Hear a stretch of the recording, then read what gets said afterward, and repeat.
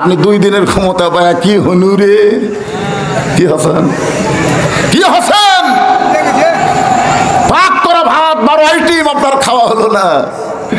এমন ঝাঁকুনি দিলে সাইদে হুজুরের কথা মতো আল্লাহর ওলি বলেছেন এমন একটা গাছের গোড়ায় ঝাঁকুনি দিবে বাংলাদেশ থেকে দিল্লির মামু বাড়ি গিয়ে পড়বেন। জোরে কোন ঠিক কিনা?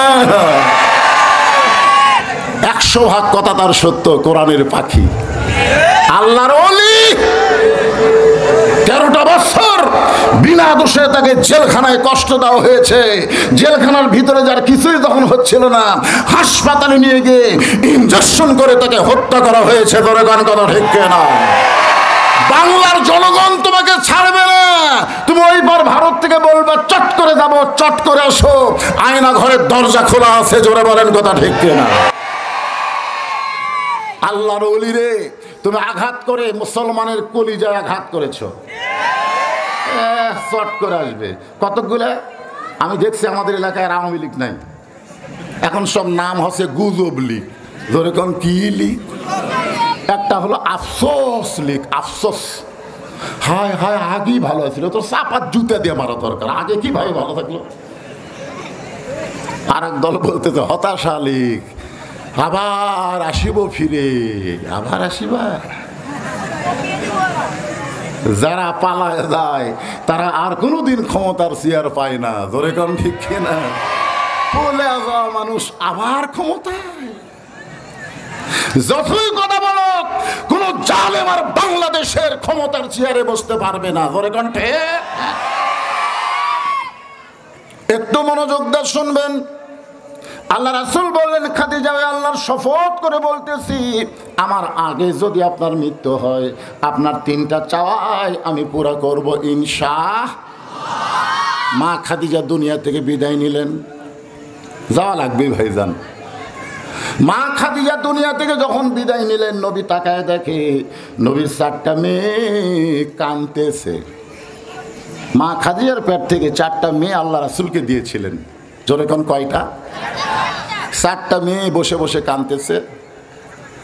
একটা মেয়ের নাম হলো রোকেয়া, একটা মেয়ের নাম হলো কুলসুমা, একটা মেয়ের নাম হলো জয়নাব, আর একটা মেয়ের নাম হলো সবাই জানেন হাসান হোসেন। নবীর কোলত বসে আছে। নবী বলতেছে আল্লাহ আমাকে 3টা মেয়ে দিছে, একটা মেয়ে হলো কুলসুমা, একটা মেয়ে হলো জয়নাব, আর একটা মেয়ে হলো রোকেয়া। এই সাহাবীরা, আল্লাহ তাআলা আমাকে 3টা মেয়ে দিছে, একটা কুলসুমা, একটা রোকেয়া, আর একটা জয়নাব। হাসান হোসেন খেল খেপতি যে রে, আমার মা গরিব দেখে আমার নানা সে মেয়ের নাম লেয় না কেন? 2 ভাই রাগ করে যখন চলে যাচ্ছে, রাসূল বলে কোথায় যাস? আমার মায়ের কথা মনে হয় না? 3বার বললেন রোকেয়া, জয়নাব, কুলসুমা, তো আমার মা কোন জায়গা? আল্লাহ রাসূল বলে আয় আয় আয়।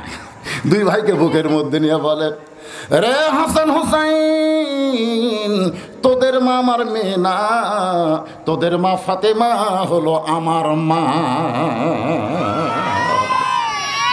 নবী তাকায় দেখে 4টা মেয়ে কাঁদতেছে, কিন্তু 3টা মেয়ে হলো জোরে জোরে, আর ফাতেমার চোখ দিয়ে পানি পড়ে, কিন্তু কান্নার কোনো সাউন্ড নাই।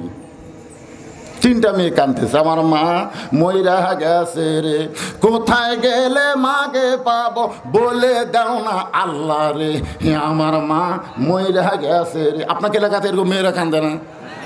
আমার এলাকার এক বাপ মরছে, এক মেয়ে সে কাঁদতেছে, আমার বাবা মইরা গেছে রে, মরার আগে খাট দিবার চাছিল, সেই খাট আমাকে দিবে কে, আমার বাবা মইরা গেছে রে।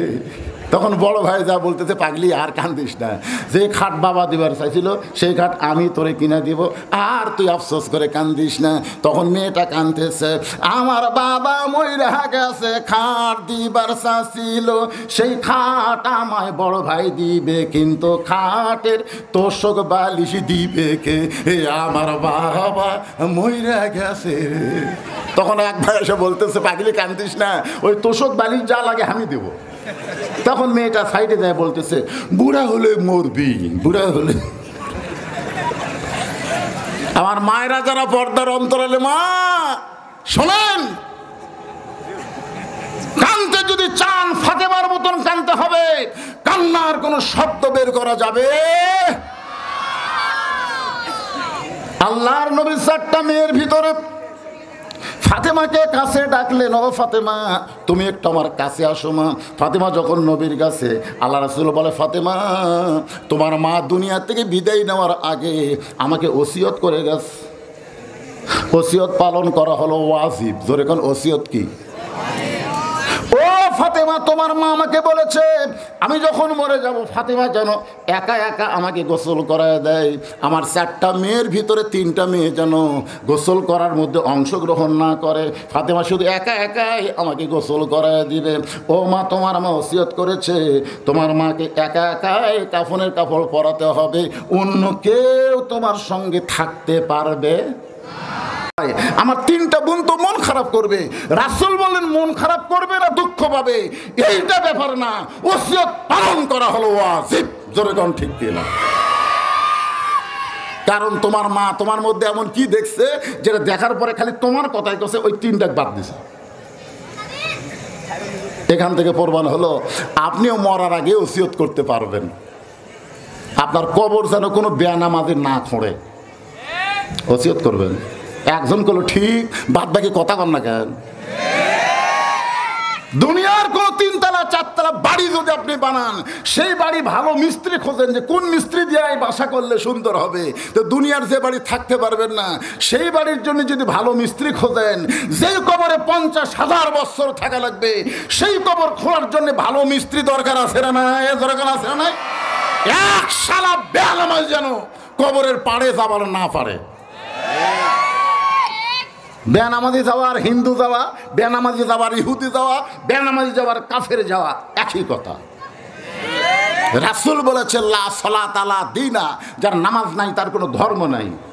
বাইনাল আবদি ওয়াল কুফরি তারকুস সালাত, বান্দার কাফিরের মধ্যে পৃথক করার জিনিসটার নামই হলো নামাজ। মান তারাকাস সালাতু মুতাম্মিদান ফাকাত কাফারা, ইচ্ছা করে এক ওয়াক্ত নামাজ বাদ দিল সে আল্লাহর কাফের হয়ে গেল। আপনারা কি এরকম ওসিয়ত করতে পারবেন যে আমার কবর মরার পরে যেন কোনো বেনামাজি না করে? আপনি খেয়াল করে দেখবেন আপনার মসজিদের সামনে কাতারে কারা কারা নামাজ পড়ে, আপনি তাদের কাছে গিয়ে বলুন ভাই এই মরে গেলে আমার কবর তোরা 5 জন খুঁড়ে দিবি, এর বিনিময়ে তোরা 50,000 টাকা ধর। কিন্তু দুনিয়ার বাড়ি থাকা যাবে না, সেই বাড়ি বানাতে যদি লক্ষ টাকা খরচ হয়, কোটি টাকা খরচ হয়, আর যেখানে 50,000 বছর থাকা লাগবে তার জন্য 50,000 দেওয়া যাবে না? যেরকম দেওয়া যাবে কি যাবে না? যদি আমার আগে তোদের কেউ মরে যায় আমার টাকার কোনো দাবি নেই, কিন্তু আমি যদি আগে মরি তোরা 5 জন আমার কবর খুঁড়বি, বল মসজিদের মধ্যে ওয়াদা দে। ওরা 5 জন ওয়াদা দিছে, ভাই টাকাও পেলাম 50,000 5 জনে, ঠিক আছে তুমি যদি আমাদের আগে মরো তোমার কবর কষ্ট হলে আমরা খুঁড়বো। চলে গেছে মুয়াজ্জিনের কাছে, মুয়াজ্জিন সাহেব আমি মরে গেলে আমাকে গোসল করার লাগবে, কারণ রাসূল বলেছেন হাসরের ময়দানে মুয়াজ্জিনের মাথা সবচাইতে উপরে থাকবে। শুধু মাথা উপরে থাকবে না, আল্লাহ একটা নূরের টুপি মুয়াজ্জিনের মাথায় পরায় দিবে, সেটা পূর্ণিমার চাঁদের চাইতেও আলো বেশি দিবে। মুয়াজ্জিন সাহেব আমি মরে যাওয়ার পরে তুমি আমাকে গোসল করায় দিবা। 14 গোষ্ঠীর মধ্যে যদি কোনো আলেম না থাকে তাহলে আপনার এলাকার সবচাইতে বড় আলেমকে পরেজগার মুত্তাকি ইন্নামা ইয়াখশাল্লাহ মিন ইবাদিহিল উলামা।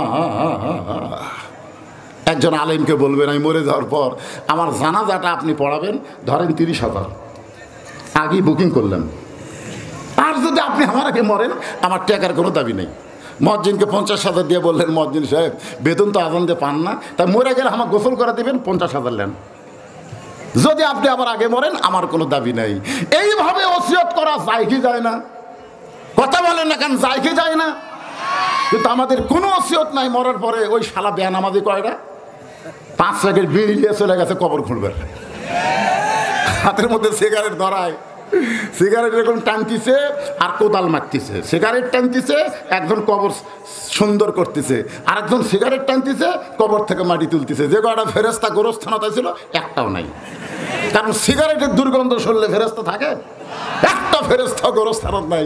আল্লাহকে ফের ফেরেস্তা কি হচ্ছে বলো, আল্লাহ যে হারে টান মারতেছে ধোঁয়া অন্ধকার। কবরে যখন মাটি দিয়ে চলে আসবে মুনকির নাকির লাখ ধরে ঢুকবি, লাখ ধরে 2 দিনে লাখ ধরবি, কারণ কবরের মাটির মধ্যে বিড়ি সিগারেটের গন্ধ লাগে, বুঝছেন, দুর্গন্ধ হয়ে গেছে। লাখ ধরে ঢুকাই চুল ধরে তুল, ওই বলবে ভাই মরে গেলে 3টা প্রশ্ন করবা কবরে, প্রশ্ন বাদ দেখ আমার ধরে তুলতে তোর কবর খুঁড়ছে কে, আগে তোর কবর খুললো কে রে, বিড়ি বিড়ি গন্ধায়।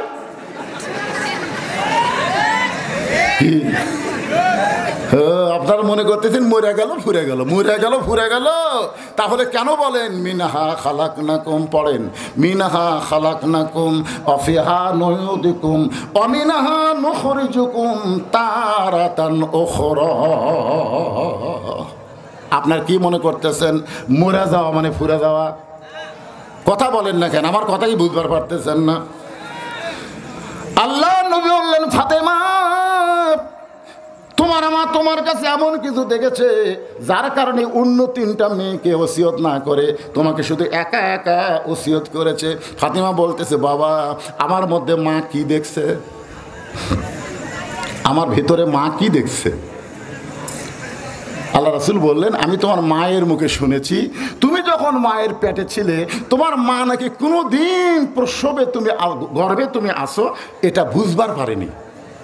সুবহানাল্লাহ। তোমার মায়ের মুখে আমি শুনেছি তুমি যখন প্রসব হয়েছ তোমার মায়ের নাকি কোনো প্রসবের ব্যথা হয়নি, এবং প্রসবের পরে তোমার মা তোমার দিকে তাকায় দেখে তুমি 2 হাত দিয়ে তোমার ইজ্জতকে ঢেকে রেখেছ, মা হইয়াও তোমার ইজ্জত দেখতে পারেনি।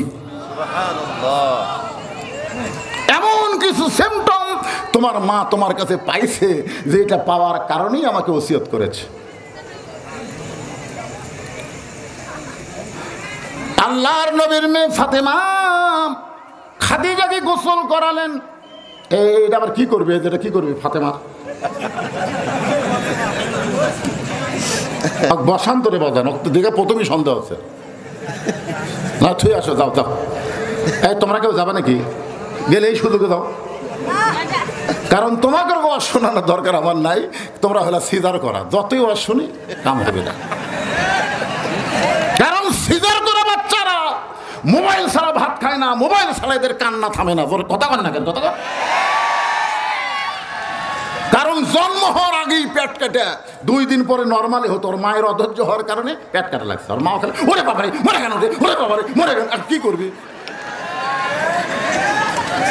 আজ থেকে 50 বছর আগে গায়ক বলে গেছে কি বলবো প্রসবের ব্যথা মা বিনে সেই ব্যথা কেউ তো বুঝিবে না, মাজন থেকে সন্তানের দায় অকালে মা মারা যায়, কেন সে মায়ের ভক্তি করবা না, এমন দরদি ভাবে কেউ হবে না আমার মা গো। এত উপরে যে কয়টা বসে আছি সব কয়টা নর্মাল, কারণ তো স্টেজের উপর যে কয়টা আছে এর মধ্যে একটা সিজার আছে, একটাও সিজার নাই। আর এই কয়টার মধ্যে সন্দেহ আছে। পেট কাটার পরে দেখে আর ঘুমই ভাঙেনি। তখন 2 ডাক্তার পরামর্শ করে কেরে ভাই পেট তো কাটলো রে, কিন্তু ঘুম তো ভাঙেনি, কি করা যায়? পাও ধরে বাইর করে একটা ঘুরানি দেওয়া হতো।